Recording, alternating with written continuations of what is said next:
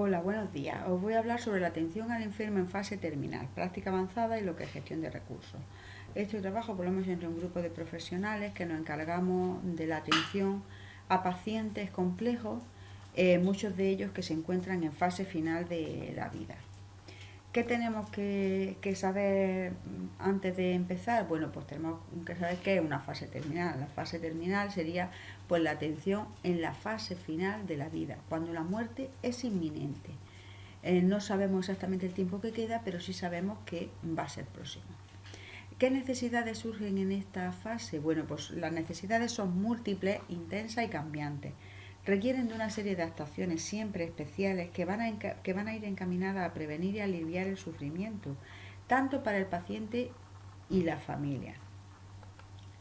Las competencias que tiene que tener adquirido el profesional que se encarga de esta atención pues son unas competencias específicas, sobre todo en control de síntomas que son característicos de este paciente en fase final. ¿Y para qué todo esto? Pues para adquirir los conocimientos necesarios en el control de estos síntomas y sobre todo en la prevención de nuevas situaciones o episodios, pudiendo identificarlo adecuadamente y al mismo tiempo el poder transmitirlo y formar a la propia familia en el reconocimiento de estos síntomas y la atención de los mismos mientras pudiera llegar la atención profesional. Dentro del concepto de lo que hablamos de práctica avanzada estaría lo que es la gestión de casos. ¿Qué es la gestión de casos? Para aquellos que no conozcáis de qué estamos hablando, pues es una modalidad de atención que va dirigida a personas con elevada complejidad y necesidad de cuidados de alta intensidad, que siempre nos va a asegurar que recibe los servicios adecuados a su situación de una manera integrada, con un plan, por supuesto, personalizado y o acordado con ellas y su red de apoyo, con lo cual tendremos en cuenta tanto al paciente como al cuidador y al entorno en el que vive, y en el que van a colaborar pues todos aquellos profesionales que estén implicados de alguna forma en la atención a este tipo de pacientes. Pues me refiero como puede ser servicio de atención urgente, médico de familia, unidad de cuidados paliativos, puede ser rehabilitación, puede ser en nutrición, bueno, una serie de servicios dependiendo de cada caso y todos estarán colaborando de forma coordinada mediante lo que es la gestión de casos. ¿Cómo llega un paciente a la gestión de casos? Bueno, pues la transferencia de este paciente normalmente se hace mediante el alta hospitalaria y ese alta hospitalaria, la mejor vía sería a través de la gestión de casos del hospital. Es decir, la enfermera gestora de casos del hospital recopila una serie de datos que son importantes para la atención de este paciente y transmite a la gestión de casos de atención domiciliaria, que va a ser la que ya se va a encargar de coordinar la atención de este paciente en el domicilio, tanto del paciente como del cuidador.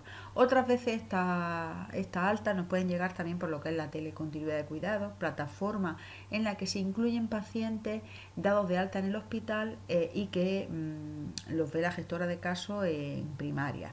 Otras veces también podría ser el correo electrónico directamente desde el 061, que han atendido a este tipo de pacientes en horas de atención continuada y creen que deben de estar incluidos en la gestión de casos, o incluso a través de mensaje de móvil al móvil corporativo. Una vez que se recepciona el paciente y la familia, es muy importante el realizar una valoración integral exhaustiva. Esta valoración integral exhaustiva pues va a estar compuesta de lo que es la valoración integral propiamente dicho. Sería tanto del paciente como de la cuidadora o de la persona que va a estar de referencia dentro del proceso, la valoración pronóstica, porque nos va a encaminar mucho hacia la atención, ¿no? Según veamos que pueda ser de más o menos larga duración. La valoración farmacológica, la valoración de la autogestión, activación, bien del paciente o incluso del cuidador más bien. Y sobre todo valoración de preferencia y valores del paciente, ¿no? Si están o no están recogidas. Por lo tanto, habrá que hacer una valoración familiar. Esa valoración familiar pues estaría compuesta por esa valoración integral al paciente y familia para poder determinar sobre todo el nivel de implicación de esa familia en esta fase y así conocer de esta forma también pues las preferencias del paciente y de la familia, y si existe o no documento de voluntad vital anticipada y el nivel de conocimiento del paciente, es decir, si estamos hablando de un pacto de silencio. ¿Por qué es importante tener en cuenta la valoración familiar? Porque lo mismo sí que conocemos las preferencias del paciente y a lo mejor el paciente ha decidido que quiere permanecer en su domicilio hasta el final, pero si no tiene un buen apoyo social, a veces va a ser difícil de llevar a cabo, ¿no? Entonces, por eso es muy importante el saber qué nivel de implicación va a tener la familia en el proceso. Con todo esto vamos a recoger lo que es la planificación anticipada. Y esta planificación anticipada va a quedar registrada en la historia del paciente. ¿Por qué es importante que esté reflejada? Pues porque de esa forma todos los profesionales que estén implicados en la atención va a poder ser tenida en cuenta por ellos. Entonces, ¿qué va a pasar con esto? Que le vamos a aumentar la seguridad a ese paciente y a esa familia de la atención que está recibiendo. Es decir, se van a sentir seguros porque todos los profesionales que están actuando en su atención estaríamos hablando de lo mismo. Es decir, estaríamos actuando de la misma forma y siempre con el conocimiento de lo que ese paciente realmente quiere.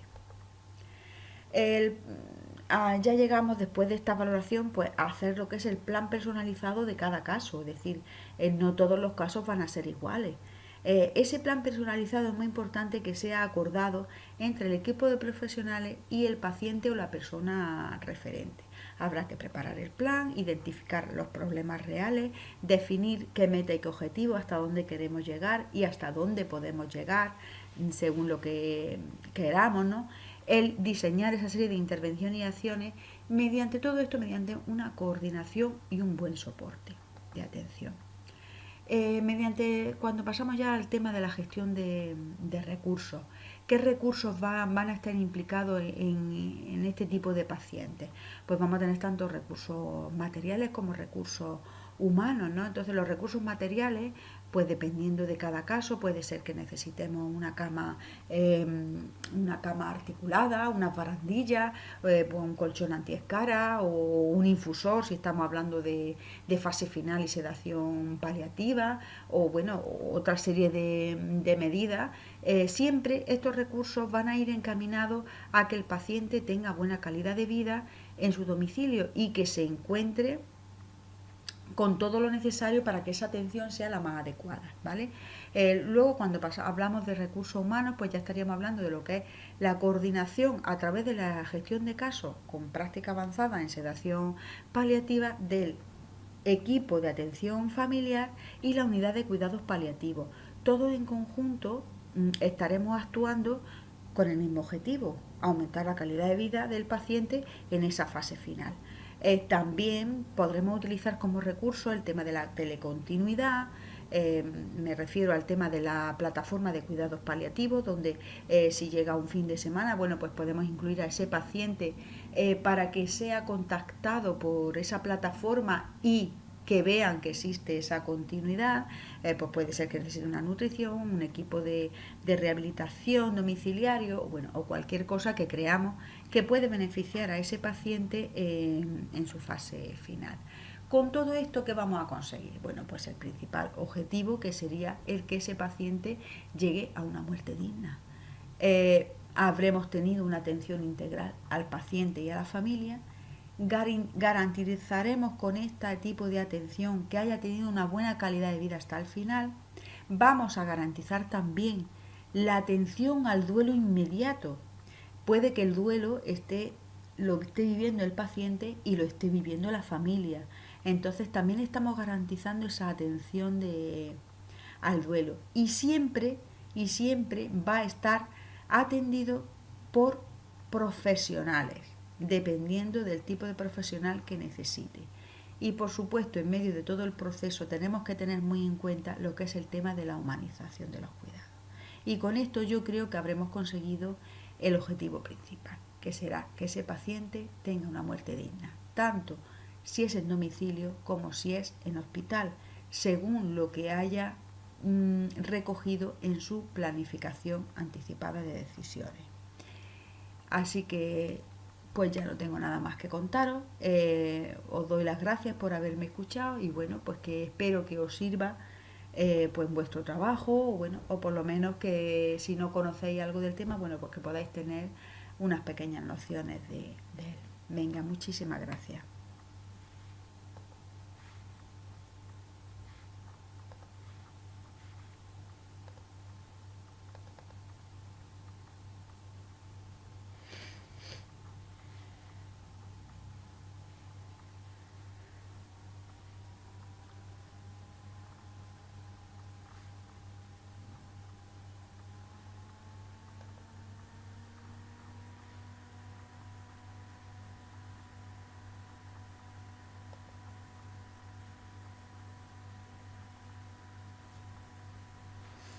Y ahora, ¿cómo sé yo si se ha grabado?